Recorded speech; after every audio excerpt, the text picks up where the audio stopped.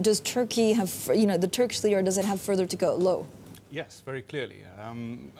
Let me just pause for context and tell you that this year has been fantastic for emerging markets, right?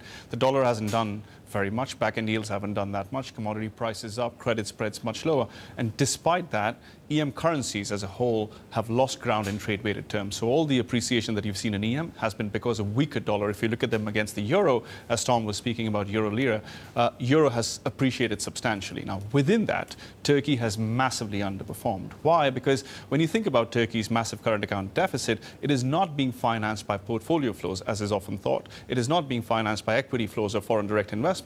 It has been financed by bank borrowing, and that's what's changing. The relationship, the weakening relationship with Europe, the weakening relationship with US means that those banks are no longer happy to finance the current account deficit. So for the same level of current account deficit, the Turkish lira needs to weaken further. Now, this is before we speak about any a central bank falling behind the curve because of inflation, which they very clearly are. They always have been, because they have a very clear growth mandate from the Ministry of Finance. They don't have an inflation controlling mandate. And at this level of real yield in Turkey, it is not clear why this is that much better than Mexico or even China. And with their low savings rates, I don't see why investors will come into Turkey right away. Bhanu, we spoke with Steve Hanke of Johns Hopkins University yesterday, truly the great academic on hyperinflation.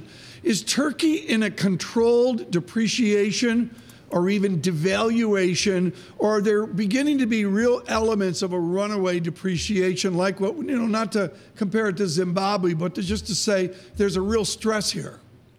I wouldn't put it in there. I remember Steve Hanke from 1997, 1998, when he was consulting with the Indonesian government at that time, suggesting that they might go towards a currency board. I don't think that we're in that kind of a situation. Although Turkey is the one place in EM that has committed the original sin of borrowing tremendously in US dollars and levering up its local economy. There are many other places that have increased their exposure in US dollars, but not to the same extent as Turkey has. So I don't think you will see hyperinflation.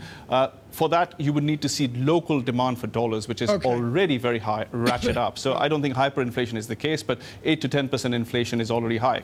Put it in context. Turkey has been through 200,000% inflation. I don't think that's likely in the very near term.